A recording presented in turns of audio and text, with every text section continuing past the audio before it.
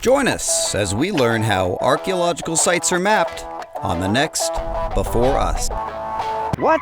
Low battery?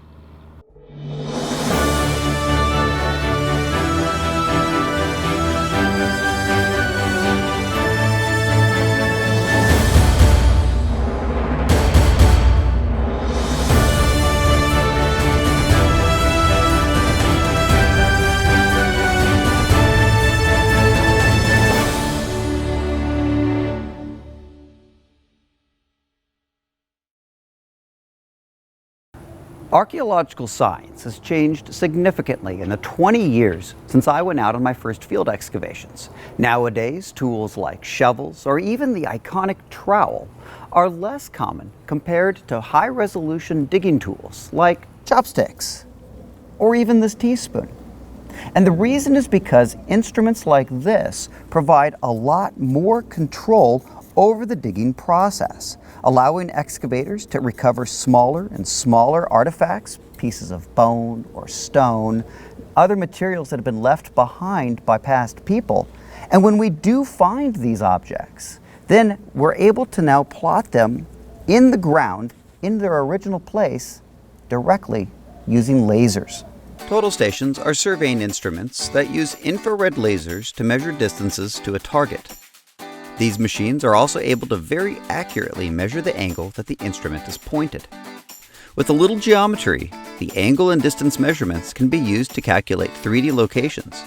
And we use these 3D points to map out where everything is found in our excavations. It is just a really cool example of how the mathematics you learn in school can be used in real life to do some very neat and practical things. But even though total stations are an invaluable tool in the modern archaeologist's toolkit, they also require a lot of training and careful attention to use. I want to learn more about what it is like to use a total station on an archaeological excavation, so I have called up 3 of my colleagues who have a lot of experience using these instruments. Joining us from Zimbabwe is my friend Tatenda, a student at Great Zimbabwe University. Patricia is a student at the University of Cape Town. And Josh is a student at the University of Queensland. Okay, hold on. I think we're recording right now. It's working. Okay. Tatenda, you fixed it. Great. Guys, hey, it's so awesome to see everyone. How are you all doing? Hey, we're doing well. Yeah. Patricia, you're wearing a sweater. Is it cold where you are? Oh yeah, really misty outside, and I've got my nice warm blanket on my lap to keep nice and warm. Oh my gosh, it's summertime here. Josh, how are you doing? I'm well, thank you. Not as cold as Patricia is at the moment, but still a bit chilly. Tatenda, how are you doing? How is Zimbabwe? Zimbabwe is quite good. We are trying to cope with this current situation that we are in. I think of the 3 of you, you are the newest person to learn how to actually use the tablets and the total stations in the way that we use them. And I was wondering if you could give us some of your experiences. I was used to use a total station with just a keyboard, without any accessory. It was quite a surprise for me to know that, total station can be used with those tablets. I actually recognized or realized that, as times are moving, old ideas are being phased out, new ideas are being put in place. And, as my first time using the tablet as an accessory to the total station, it was quite hard for me. I must say it took me, about 2 days of trying to understand how a total station can work with this gadget, the tablet. But, later on, I realized that using the tablet-aided total station was far much easier than this traditional way that I was used to when I was operating a total station. But believe me, using a tablet-aided total station, I must say it's become one of those, easiest tasks that I've ever had. Yeah, there's quite a steep learning curve, isn't there? Yes, it is. But, everyone realize that, technology is actually making, work much more easier than we ever thought.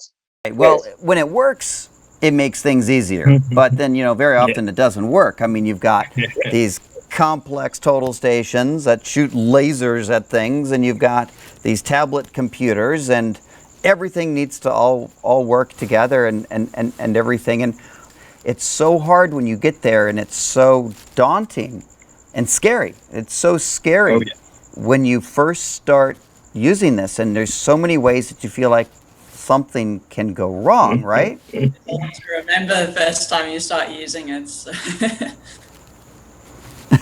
Well, I mean, Patricia, what was your first time like using the total We station? kind of have a very simple like letter and number for the square with these grids that the way that we did it at Waterfall Bluff. Then you have to remember the actual kind of coordinates of where the squares are. So trying to keep track of, is it a millimeter out or is it a millimeter in, can be a bit tricky. But you get used to it as you work with it. Yeah.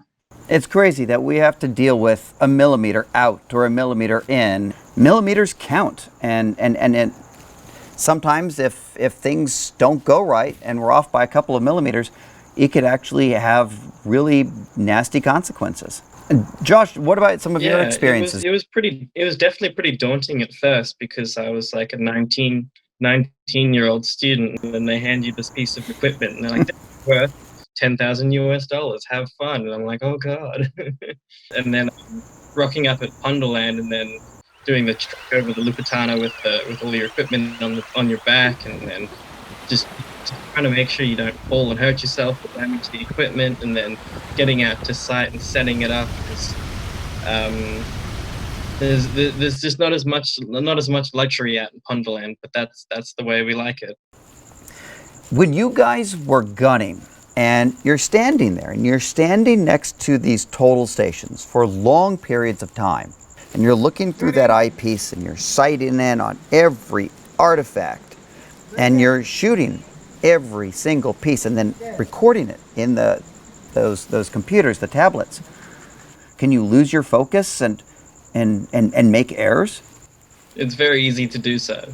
Yeah. You get into the repetition of it all, when you're shooting, taken, shooting, taken, done. Oh, was that shot one or was that shot two? It's just so much attached to whatever that you're doing, it becomes part of you. become one with the total station. I think one of my most irritating moments is I managed to get the tripod perfectly level, horizontal, everything, and it was the fastest I'd ever done it. I didn't even have to use that little kind of boulders level to check it. Then we had to move.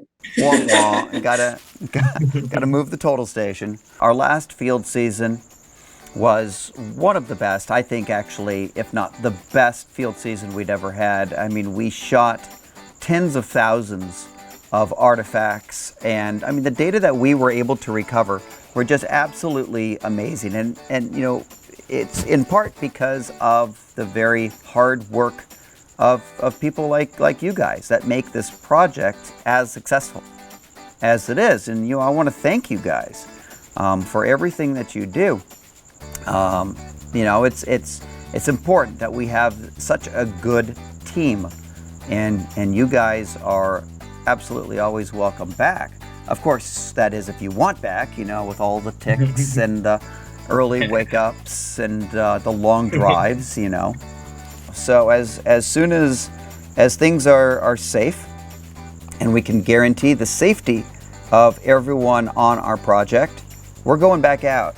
I mean, there's some really cool new deposits that we've got to go and dig, and we need a team like you guys to make that happen.